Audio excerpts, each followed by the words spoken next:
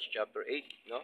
Pag nilay-nilayan lang po natin ito, ang mga salita po ng Diyos at mahalaga po kasi no, ma-encourage po tayo at matuto tayo at malaman natin yung katotohanan po no ng ating Panginoon. Okay? Ang ating paksa po, who shall separate us from the love of Christ? Sino ba ang maghiwalay sa atin sa pag-ibig ni Kristo? O sa pag-ibig mula sa ating Panginoong Kristo. Okay, sa Romans chapter 8 verse 35. Sabi po dito ni Pablo sa church po ng Roma, pag sabing church, mga mananampalataya, no, mga kalipunan ng mga babae at lalaking mananampalataya po na ating Panginoon. Iyon pong tinatawag po na church, no? O pagtitipon ng mga anak po ng Diyos. Okay? Now, sabi po dito sa Romans chapter 8 verse 35 sa wikang Tagalog, sino ba ang maghihiwalay sa atin mula sa pag-ibig ni Kristo? Okay? Ang kapighatian ba? No? Yung tinatawag po na tribulation, kapighatian sa buhay. Okay? O kagipitan. No? Nagigipit ba tayo sa buhay? Ano ba ang mga kagipitan na atin naranasan po ngayon sa atin pong paglilingkod po sa Diyos? O pag-uusig. No? May mga pag-uusig na nararanasan po. Mga kapatid, no? Bilang isang anak ng Diyos, talagang meron po mga pag-uusig sa ating pong paglilingkod sa ating Panginoon. Lalong-lalo na po tayo na tumatayo no sa katotohanan, nandoon po yung mga pag-uusig. Okay? O kagutuman, no? Mga gutom, no? At ang gutom ba makapaghiwalay sa atin sa Diyos? Siyempre hindi, no? Yung mga pag-uusig ba? O mga kagipitan ba? No? O mga kapighatian ba? Ano pa? O kahubaran, no? Pag sabing kahubaran, yung mga bagay na wala ka sa buhay, no? Mga bagay na kung saan ay hindi ipinagkaloob, no? At mga bagay na gusto mo pero hindi po natatanggap o nakukuha. Yung mga kahubaran, no? Sa buhay po natin, okay? O di kaya yung wala kang maisusuot, no? Kaya minsan ay ito ang hadlang, no? Pagka walang isusuot sa sa pagsamba, hindi nasasamba, hindi o ganun. O panganib, no? Mapanganib yung buhay, yung dinadaanan natin o anumang panganib ang ating nasusuo ngayon. O tabak, no? Marami, no? Mga naglilingkod sa Lord, no? Ay mga tinatapagsabing tabak, ito po yung mga naghahadlang po sa atin, no? Sa atin pong paglilingkod sa ating Panginoong Diyos na buhay. Okay? Kaya sabi ni Pablo, sino ba ang maghiwalay sa atin mula sa pag-ibig ng Diyos? So alam po natin na yung pag-ibig po ng Diyos, talaga po itong pag-ibig na ito ay precious, mahalaga, no? Na pag-ibig ng Diyos sa atin. At itong pag-ibig na ito ay nakaukit, nakatatak po sa atin ito, no? Na kahit sino man ay hindi ho makapaghiwalay sa atin, no? Sa pag-ibig po ng Diyos. Kaya ano pa pong sabi dito sa verse 36? No, gaya ng nasusulat, sabi ni Pablo, alang-alang sa iyo ay pinapatay kami sa buong araw. So, matindi rin po ang karanasan ni Pablo, yung mga alagad during the time, dahil po alang-alang po sa mga Kristiyano, sa mga anak po ng Diyos, talaga ho sila ay pinapatay, no? Sa buong araw, sabi niya. Kami ay ibinibilang gaya ng mga tupa para sa katayan. Di ba? Kaya ang paglilingkod sa Lord, ano po yan, hindi po biro, no? lalong-lalo na yung mga nagbabahagi ng mga salita po ng Diyos. Okay, ano pa po sabi dito? Verse 37, hindi, no? Siyempre, sabi ni Pablo, hindi ito ang makapaghiwalay sa atin, no? Sabi ni Pablo, hindi.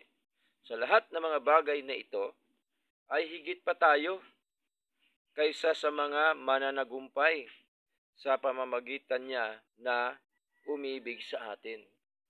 So, tayo pala ay higit pa sa mananagumpay, no, sa harapan ng ating Panginoon. Bakit? Kasi mapalad tayo dahil isa po tayo sa inibig po ng Diyos. Okay? Hindi naman po lahat inibig po ng Diyos no? Pag sabing hindi naman lahat kasi yan ay tinubos, no? Kasi ang ibig sabihin ng pag-ibig, yung ginawa ng Diyos ng ating Jesucristo doon sa krus ng Kalbaryo, no? Kaya sabi niya, for God so loved the world that He gave His only begotten Son. Yun po yung tunay na pag-ibig po ng ating Panginoong Diyos, no? Kaya ang sabi ho dito ay malinaw po na higit pa tayo sa mananagumpay. Bakit? Kasi po ay secured na yung ating kaligtasan sa pamamagitan po ng pag-ibig ng ating Diyos sa buhay po natin, no? At alam po natin na tayo po ay tinubos hindi po sa pamamagitan ng ginto o pilak, no? Tayo po ay tinubos sa mahalagang dugo ng ating Panginoong Hesukristo. Okay? Kaya ang sabi po dito ni Pablo, sa pamamagitan niya na umiibig sa atin. Okay? Si Lord po 'yon. Now verse 38, sabi po dito, sapagkat ako ay nakachichiyak. No? Tiyak na po ni Pablo kasi naranasan na po ni Pablo 'yon, no? Yung mga bagay na kanyang mga naranasan sa kanya pong paglilingkod sa ating Panginoon. Kaya ang sabi po ni Pablo, sapagkat ako ay nakatitsiyak, no? Pag sabi hong ako ay nakatitsiyak, ibig sabihin nandoon ang buong paniniwala sa Diyos, no? Yun po ang karakter po ni Pablo, nandoon ang buong paniniwala niya sa ating Panginoon. Sapagkat ako ay nakatitsiyak na hindi ang kamatayan. Tingnan niyo po Kaya nakakalungkot, no? Maraming mga tao ngayon, mga Kristiyano, syempre, ang tinutukoy dito ni Pablo, mga mananampalataya no? Mga Kristiyano, hindi naman yung nasa labas, sa loob po ng church. Kaya sabi dito, malinaw po na sapagkat ako ay nakatitsiyak na hindi ang kamatayan. Okay? Kaya ho ang kamatayan ay wag po nating katakutan po yan sapagkat ang kamatayan ay katagumpayan po yan sa Lord, no? Na nandoon na po tayo sa ating Panginoon. Although wala namang nagkagusto sa atin na mamamatay na tayo ngayon. Siyempre, si Lord lang po nakakaalam po, no? So, ang malaga, ang punto po roon na wag natin yung katakutan na anuman ang mangyari po sa atin, sa ating paglilingkod sa Lord, dapat nandun yung tapang natin na ang kamatayan ay katagumpayan, no? Victory po ang kamatayan ayon po sa sinabi ni Pablo sa 1 Corinthians chapter 15, no? Verse 58 po hanggang 60 po 'yon. Kaya sabi dito, sapagkat ako ay nakatiyak na hindi ang kamatayan ni ang buhay. Ano mang kalagayan ng buhay po natin ang tinutukoy po ni Pablo, no? Meron man tayo, wala man tayo, ano man ang kalagayan sa buhay po natin, no? Dapat hindi po 'yan nakakahadlang, no? Hindi po 'yang dahilan para tayo ay hindi po 'yan, sabi ni Pablo, hindi po 'yan hadlang o dahilan na makapaghiwalay sa pag-ibig po ng ating Panginoong Diyos. Kaya ituloy natin, ang sabi ho dito, ni ang buhay, no? Ni mga anghel, no? Kahit pala yung mga anghel, no? Kahit mga anghel, binanggit po ni Pablo, okay? Ano pa? Ni mga pamunuan, no? Yung mga pamunuan ng gobyerno o pamunuan ng simbahan, pamunuan ng organisasyon, no? Maraming pamunuan ang ibig sabihin po, no? Ano pa po? Ni mga kapangyarihan. No? Sino man yan makapangyarihan po dyan? Presidente man. O sino mang hari dyan sa isang bansa. Makapangyarihan po yan. Okay? At ano pa pong sabi dito? Ni mga bagay sa kasalukuyan. No? Ano mang mga bagay natin nararanasan po ngayon, no? Ano mang mga bagay na nasa atin po ngayon, no? Ito po kasi yung kasalukuyan no? Na buhay po natin. Tama po? Ito po 'yon ang kasalukuyang buhay po natin. Okay? Ano pa po? May mga bagay na darating. So may mga bagay pa na darating. Okay? Di po ba? Hindi po natin alam 'yon, si Lord po nakakaalam. No, may mga bagay na darating sa atin, no? Minsan ang dumadating po sa atin ay blessing ni Lord, no? Minsan naman ay mga pag-uusig. Pero yun kasi ang mga pag-uusig, mga pag-uusig, mga pagsubok sa buhay po natin. Actually, kung ating laliman na pag-aaral, ano din po yan, blessing din po. Bakit? Kasi doon po tayo pinapatatag po ni Lord. Kasi minsan ang Kristiyano, pagka walang karanasang pag-uusig, walang karanasang mga pagsubok sa buhay, minsan paisi-isi lang ang paglilingkod no? Pero kung naranasan ng ganon, talagang nandoon yung kanyang pagpupursigi, no? Na maglingkod po sa ating Panginoon. Kaya maraming klase pong Kristiyano ngayon na naglilingkod sa Diyos. Marami po kaya naglilingkod sa Panginoon kasi minsan ay pinagpala po sila ng Diyos. No? Pero pagdating na sa wala nang pagpapala, puro na pagsubok, wala na, no? Sa paglilingkod sa Lord. Meron din naman Kristiyano na sinubukan lang ni Lord, no? Nawala na agad. Di ba? Natakot sa pagsubok, di ba ba? At hindi po nila alam na once na mapagtagumpayan natin ang pagsubok na yon, ang kasunod nun, blessing po. Amen. Ni Lord. No? Katulad po sa karanasan po namin, matinding mga pagsubok during the time, nung after noong napagtagumpayan namin, sapagkat kami talaga ay hindi humihinto sa paglilingkod sa Lord, tuloy-tuloy pa rin, normal pa rin, no? Kasi meron naman tayong Diyos siya po kasi ang nagpapalakas po sa atin. Kaya nga, sabi nga ni Pablo, nagagawa niyang lahat ng mga bagay ay naging malakas siya sa pamamagitan po ng ating Panginoon Jesucristo, no? Sabi doon, Philippians chapter 4 verse 13, no? Sabi po niya,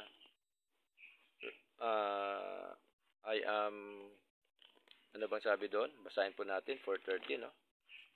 I can do all things. I can do all things, no? Through Christ which is strengtheneth me, no? Yun po ang sinasabi ni Pablo. Philippians 4:13 po 'yon. So, malinaw po, kaya nagagawa natin sa atin din, hindi lamang kay Pablo, ang lahat ng mga bagay na nais po ng Panginoon. Kasi po, nagpapalakas po sa atin si Lord, hindi naman sarili nating kalakasan ito Tama po?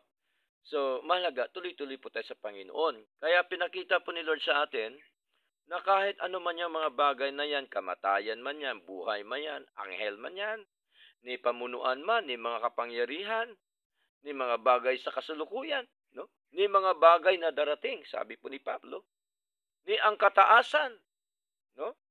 Ano man yan, doon man yan sa kalawakan man yan, no? Kataasan, ni ang kalaliman, no? Sa ilalim man ng dagat yon, ilalim ng lupa, no?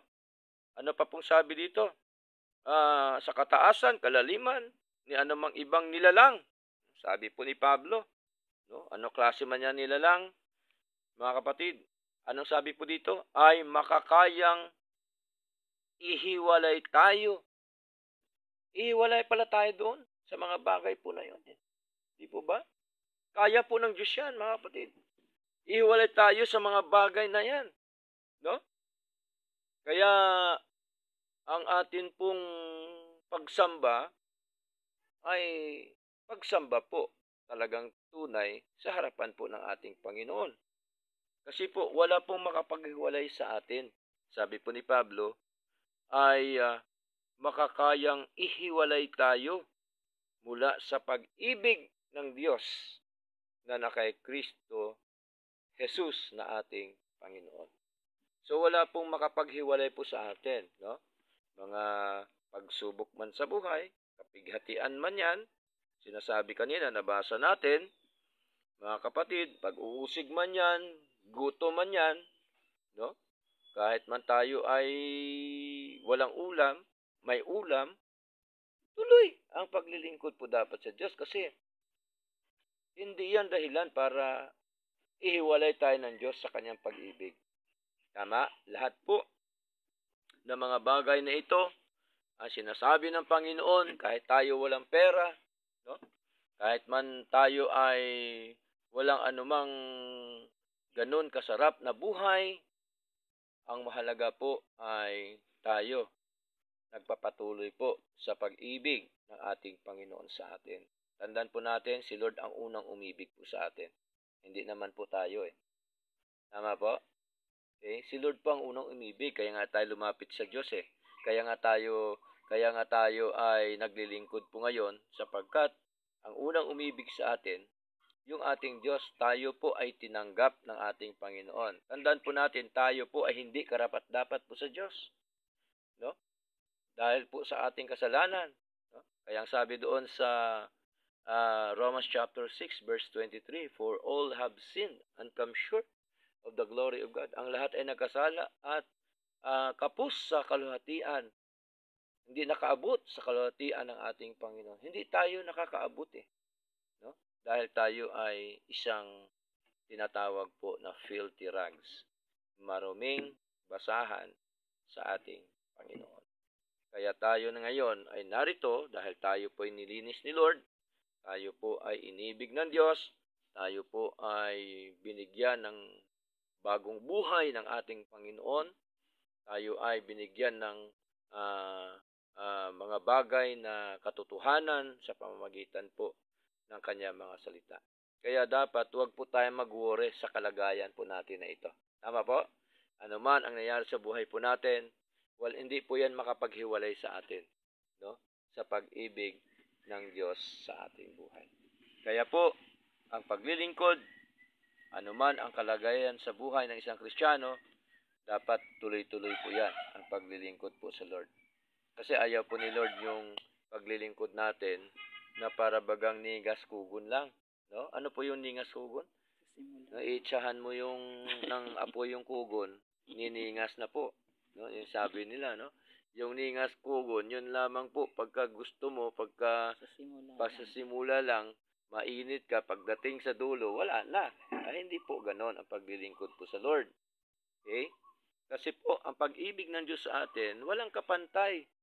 Ang pag-ibig ng Diyos sa atin ay everlasting love. No? Everlasting eh, walang hanggan eh. No? Ang pag-ibig ng Diyos sa atin. Kaya nga, tingnan niyo po, mga kapatid, minsan, may mga bagay na may mga Kristiyano na hindi tapat sa Diyos, pero ang Diyos nanatili pa rin tapat, no? Sa atin. Kasi po, siya po ay everlasting love. Ang binigay niya sa ating pag-ibig, hindi po pag-ibig-ibigan lang katulad ng tao, no? Mas higit ang kanyang pag-ibig, higit-higit, no? Ilang times na pag-ibig po, no? Ang ibinigay po ng Diyos po sa atin. Kaya, anuman ang kalagayan natin, anuman ang nangyari sa buhay po natin, nakita ho natin na hindi po yan dapat makapaghiwalay sa atin. Sa pag-ibig ng Diyos, dapat lagi natin yang isipin, lagi natin sa puso natin, sa buhay natin, na ang pag-ibig ng Diyos ay walang makapaghiwalay sa atin. Amen. Kaya po, meron tayong tinatawag na eternal security, no? Talaga hong sigurado na po tayo, no? 101% yaong kaligtasan at buhay na walang hanggan, no? Ng ating Panginoong Diyos na buhay. Kaya, panghuli, yung ating conclusion sa verse 28, i-atras po natin. Sabi ho dito, at nalalaman natin na ang lahat ng mga bagay ay sama-samang gumagawa para sa kabutihan nila na umiibig sa Diyos. Di ba kung inyo pong natandaan yung binasa natin kanina, walang makapaghiwalay sa atin sa pag-ibig ng Diyos. Bakit? Sapagkat una, ang Diyos umibig sa atin. Pangalawa, tayo din ang umibig sa Diyos. No? Siyempre, kailangan may response. Kasi po, na-born again na po tayo, no? Tayo ay binago na po ni Lord. No? Sa kanila na mga tinawag, alinsunod sa kanyang layunin. Saan tayo tinawag? Tinawag tayo sa kaligtasan, tinawag tayo sa paglilingkod, tinawag tayo ng ebanghelyo ng ating Panginoon. So malinaw po 'yon na ang paglilingkod sa Lord ay dapat tuloy-tuloy lang at dapat ay wag tayong mangamba, no? Wag tayong matakot, wag tayong mag-alinlangan sapagkat ito po ang tunay at totoo na sinasabi po ng ating Panginoon sa pamamagitan po ni Pablo. At ang kanyang sinasabi po, totoo po yan, no? Nagaganap, nangyayari po sa buhay po natin. Kaya po rin po ang Panginoon sa araw na ito.